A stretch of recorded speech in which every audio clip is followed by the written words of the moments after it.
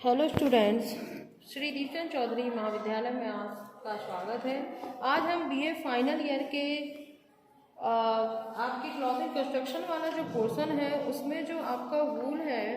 ठीक है, उसकी क्या फिजिकल प्रॉपर्टीज़ होती हैं उनके बारे में जानेंगे। तो उसमें सबसे पहला जो आपका आता है उसे हम कहेंगे कंपोजिशन या उसके संगठन के बारे में। तो ये कौन सा रेशा है, सबसे पहले आपको ये जानना चाहिए। तो ये जो हमारा रेशा होता है वो प्रोटीन से बना हुआ रेशा है, और ये जो प्रोटीन होती है वो केराटिन प्रोटीन जो है उससे बना हुआ होता है। और ये एक ऐसा रेशा है जिसमें गंधक का जो अंग वो मिश्रित होता है, और इसमें 50% तक कार्बन होता है, 22 से 25% इसमें ऑक्सीजन, और 16 से 17% इसमें नाइट्रोजन होता है, और 7% जो है इसमें हाइड्रोजन, और 3 से 4% तक इसमें जो है गंधक या कैरोटीन जो होता है वो नाम का प्रोटीन जो है मिला होता है, जिससे इसका निर्माण होता है। इसीलिए इसे हम उन्हीं रेशा के नाम से या प्रोटीन जो है प्रधान रेशे के नाम से जो है इसे हम जानते हैं। इसके बाद जो दूसरा इसका हमारी विशेषता है वो है माइक्रोस्कोपिक अपीयरेंस, मीन अणुवीक्षणीय इसकी क्या रचना या आकृति होती है। तो ऊन की जो रेशा होता है उसकी जो रचना होती है वो एकदम जिगजैग होती है। जिगजैग का मतलब होता है टेढ़ी मेढ़ी, और दोनों छोर पर नुकीली, और मध्य भाग में इसके मिड में देखें तो कुछ कुछ ये हमें गोलाकार रूप में जो है ये दिखाई देती है। और इसकी जो रचना होती है वो मल्टी सेलुलर होती है या बहुकोशिक होती है। और जब हम इसे माइक्रोस्कोप से देखते हैं तो इसका जो रेशा है वो काफ़ी स्पष्ट रूप से 2 या 3 परतों से निर्मित हुआ जो है हमें दिखाई पड़ता है। और माइक्रोस्कोप से उन्हीं रेशों की जो अनुप्रस्थ काट जो होती है, ठीक है, जो इसका ट्रांसवर्स सेक्शन होता है, देखने पर इसमें 3 परतें जो है हमें स्पष्ट रूप से दिखाई देती हैं, जिनमें एक होती है हमारी क्यूटिकल, दूसरी होती है कॉर्टेक्स, और तीसरी हमारी होती है मेडुला या inner layer of medulla, middle layer of cortex and outer layer of cuticle. तो ये हमारी 3 जो है इसमें परतें जो है पाई जाती हैं। इसके बाद इसकी स्ट्रेंथ की बात करें या इसकी हम दृढ़ता की बात करें तो ऊनी जो रेशा होता है, जितने भी नेचुरल फाइबर होते हैं उसमें सबसे जो है कमज़ोर रेशा जो है ये माना जाता है, और इसमें जो तन्यता भी होती है वो भी काफ़ी कम होती है। ऊन जब गीला होता है तो उसकी जो शक्ति है वो 50% तक जो है नष्ट हो जाती है, और ऊन का जो रेशा जितना ज़्यादा लंबा होगा उतना ही अधिक धागा जो है इसका मजबूत होगा, और इसकी जो टेंसिल स्ट्रेंथ भी होती है वो काफ़ी कम जो है वो मानी जाती है। इसके बाद हम बात करें इसके लेंथ की।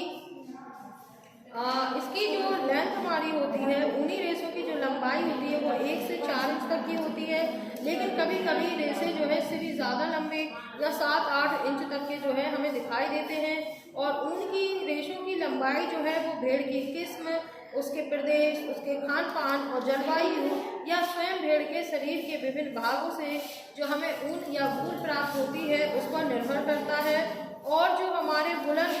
फैब्रिक से बने हुए जो कपड़े हैं या फैब्रिक होते हैं उनके लिए 1 से 3 इंच तक के रेशों का जो है प्रयोग इसमें किया जाता है। इसके बाद इसकी हम बात करें चमक की, तो भेड़ों की जो किस्म, जाति, आहार या स्वास्थ्य है उससे इसकी चमक जो है काफ़ी प्रभावित होती है। और उत्तम कोटि के ऊन में कम लेकिन अनोखी चमक जो है वो प्रायः पाई जाती है, और निम्न कोटि के जो ऊन में होते हैं उनमें कभी कभी आपत्तिजनक जो है हमें जो है इसकी चमक जो है दिखाई पड़ती है। इसके बाद इसकी हम बात करते हैं कलर की। तो ये जो प्राकृतिक रूप से ही हमें काफ़ी अनेक रंगों में जो है ये पाया जाता है, जिनमें हमें सफ़ेद यानी white colour, grey colour, brown colour, और कभी कभी तो हमें ये ब्लैक कलर की भी जो है हमें वूल जो है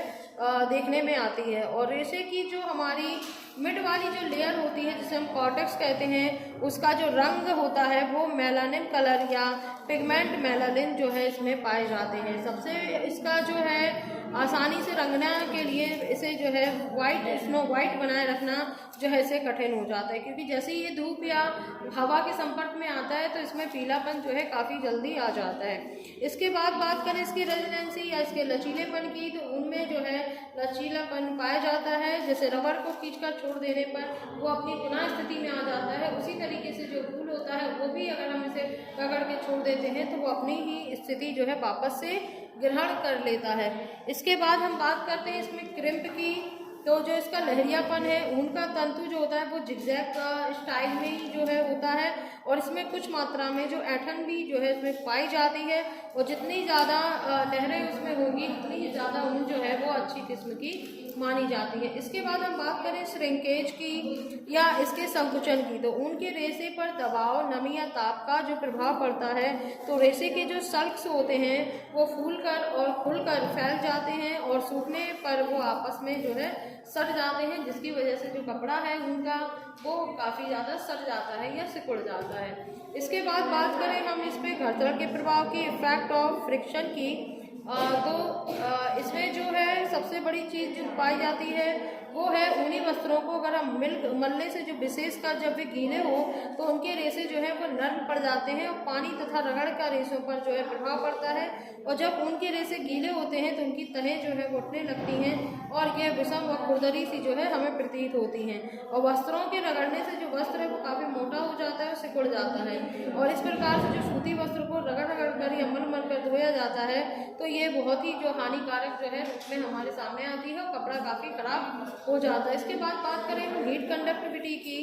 या इसके ताप के संचालक की, तो ये प्रोटीन की उपस्थिति के कारण ताप के ऋणात्मक संचालक होते हैं। रोएदार होने के कारण जो है उनके मध्य रिक्त स्थानों में जो है वायु ठहर कर स्थिर हो जाती है, और वातावरण की वायु से अधिक गर्म जो है वो हो जाती है। तो इस तरीके से ये हम आता है। फिर आगे हम देखें तो इफेक्ट ऑफ लाइट की, धूप का क्या प्रभाव पड़ता है, तो ऊन की धुलाई व रंगाई से उन पर धूप के प्रभाव का ज्ञान जरूर आवश्यक है। इससे क्या होता है कि रंग उड़ जाता है और रेशे पर भी काफ़ी आघात पहुंचता है। इसके बाद बात करें इफेक्ट ऑफ मॉथ यानी कि जो कीड़े या फफूंदी का क्या प्रभाव होता है, तो ऊनी रेशा जो कि प्रोटीन रेशा है जिसका फफूंदी के चांसेस नहीं है, और ये जो रेशा होता है इस पर जो है कीड़े लगते हैं, क्योंकि प्रोटीन रेशे को कीड़े खाते हैं, और जो हमारे कार्बोहाइड्रेट वाला फाइबर होता है उस पर जो है फफूंदी लगती है। इसके बाद करें इफेक्ट ऑफ ड्राई हीट की, कि सूखे ताप का क्या प्रभाव पड़ता है, तो इस पर ज़्यादा गर्म अगर हम इस्त्री करेंगे तो ये हानिकारक प्रभाव पड़ता है और ये जल जाते हैं, इसलिए इन पर बहुत ही नर्म इस्त्री की ज़रूरत होती है, और इसके लिए पतला मलमल का कपड़ा इसके ऊपर बिछाया जाता है, उसके उपरांत ही जो है हम इस पर आयरन कर सकते हैं। इसके बाद बात करें इलास्टिसिटी की, तो जो हमारा प्रतिस्कंदता होती है सभी प्राकृतिक रेशों की अपेक्षा इसकी जो है गुण सबसे ज़्यादा इसमें पाया जाता है। इसके बाद बात करें क्रेस रेसिस्टेंस की या शिकन प्रतिरोधकता की, तो ऊनी रेशे जो है शिकन के प्रतिरोधी होते हैं, यानी इसमें शिकन नहीं पड़ती है, और इसमें प्रत्यास्थता और प्रतिस्कंदता का जो गुण है काफ़ी अच्छा माना जाता है। इसके बाद बात करें सबसे लास्ट यानी इसकी क्लीनलीनेस की एंड वॉशेबिलिटी की, तो ऊनी रेशों पर जो सल्कें होती हैं उनमें पाई जाती है, जिससे इनकी सतह जो होती काफ़ी खुरदरी होती है, इसमें धूल कर मिट्टी गंदगी फंस जाती है, इसलिए इनकी धुलाई जो है आवश्यक है, और धुलाई करते समय इसमें नर्म ब्रश की जो है उससे करनी चाहिए, और धुलाई शुष्क और गीली दोनों विधि से जो है इस पर की जा सकती है, और इसे हम ड्राई क्लीनिंग भी करा सकते हैं। और नेक्स्ट वीडियो में हम इसकी रासायनिक विशेषता यानी केमिकल प्रॉपर्टीज़ के बारे में जानेंगे। धन्यवाद।